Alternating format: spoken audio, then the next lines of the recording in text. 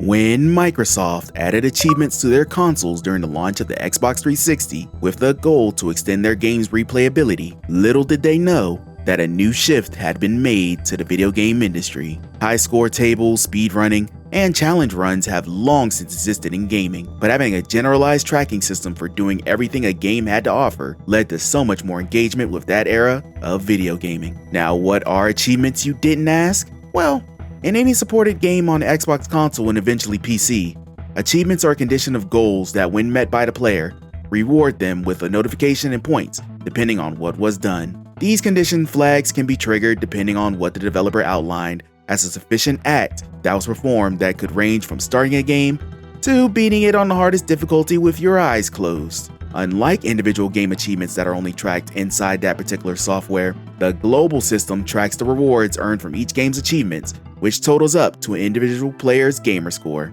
This system has led to a boom in achievement hunters, who specialize in doing everything in the hunt for all of its achievements, and also heightening the lifespan of games released by the system that may have not gotten as much attention otherwise. From Microsoft, the craze spread to Valve's platform Steam, PlayStation's platforms with the addition of trophies, and many, many more.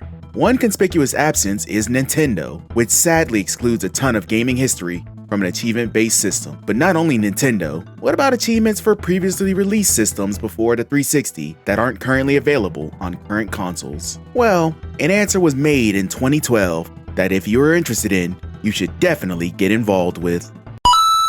RetroAchievements.org began life in 2012 by Scott Breen, a lone developer at first. He implemented the initial achievement system using hacked open source emulators on a handful of supported games and did all of the coding by himself, including the website that hosted the project. Due to the sheer volume of games that could potentially be supported by the site, instead of deciding just to develop all the achievements himself like an absolute madman, Scott was joined by additional developers that assisted him in adding many more supported emulators and achievements over the next few years, leading to the growth and spread of the achievement system.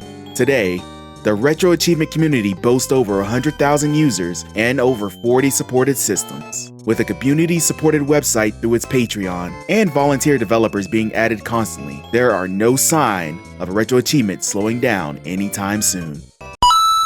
But how does it work? Well, unlike the other consoles who have their own dedicated platforms for their own achievements, Retro Achievements require supported emulators, i.e. basically a virtual console, that when a ROM, i.e. game for that console, is loaded in, we'll check with the website if it has an achievement set. If it does, it will reflect to the player as conditions are met and achievements are attained, which will be shown on the site. Now, how do you get started? Well, first, just make an account on the website. From there, you can find a list of emulators that support Retro Achievements, and find on the app where you can sign on with your username and password you made on the site. If everything has worked so far, you can now start earning achievements in retro games. Go you! The site has a detailed step-by-step guide in setting up and hosts a list of emulators that support Retro Achievements for a variety of supported consoles. As for ROMs, you are on your own, as it's illegal to host and distribute copyrighted ROMs on your site unless they are homebrews. However, you won't really have much trouble finding them if you look hard enough. So you got your account, you got your emulator, and you got your retro game of choice. So why Retro Achievements? Playing a retro game on its own is fun. Why add additional challenges? Well, haven't you ever wanted to discover everything about your favorite retro game, including stuff that has evaded you for all these years? Didn't you ever want to brag to your internet friends about that difficult game that you've beaten? Don't you want to earn that ever-elusive badge on your RA profile for completing all of the developer-made achievements? Retro Achievement makes it easy to track your performance in games and be able to verify that you've done specific challenges. For one thing, it isn't strictly a site for tryhards, even though they do exist. If you want to casually play a game and get chivos, go ahead. If some achievements are too hard, you can either go to the next or play in softcore mode, which allows you to use emulator tools such as save states and rewind in your games to help you get achievements. These are tracked separately from playing games normally without those, so before you serious hunters start raising a stink, there's a mode specifically for you. Hardcore mode is the standard playstyle for most users that prevents using such advantages and generally just operates how you played games back in the day.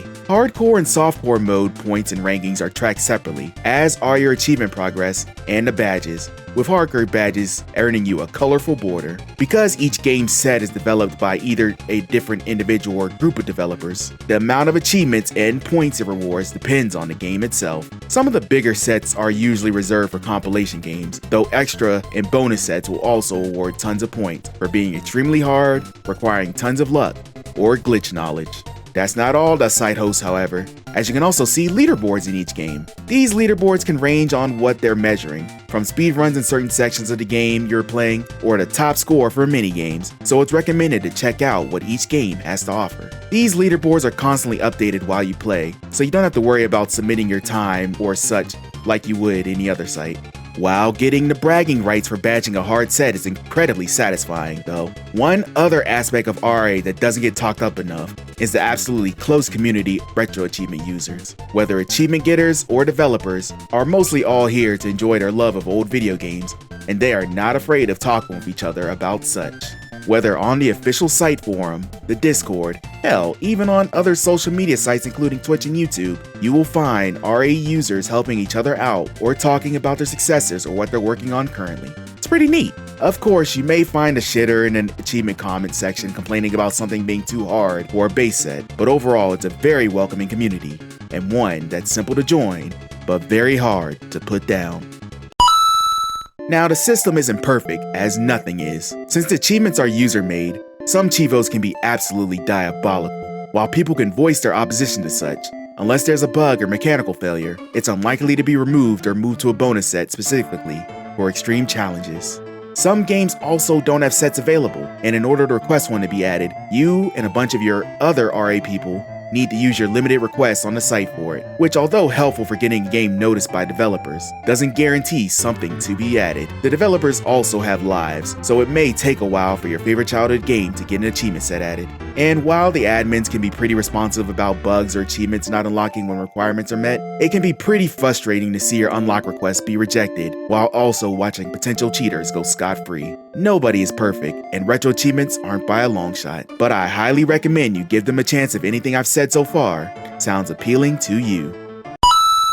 If you made it this far in the video, stop what you're doing now and make an account on RetroAchievements.org. You won't regret that you did, and you'll be joining an ever-expanding community online. You can find me on the site at RetroAchievements.org/user/SleepyheadDre, where you'll find me jumping across many different games getting badges, like the absolute pro that I am. I also stream my progress getting achievements at twitch.tv/SleepyheadDre. So if you want to see me fail at constant deathless challenges, be sure to follow me. Thank you, and see you on the Chivo grind. Happy hunting!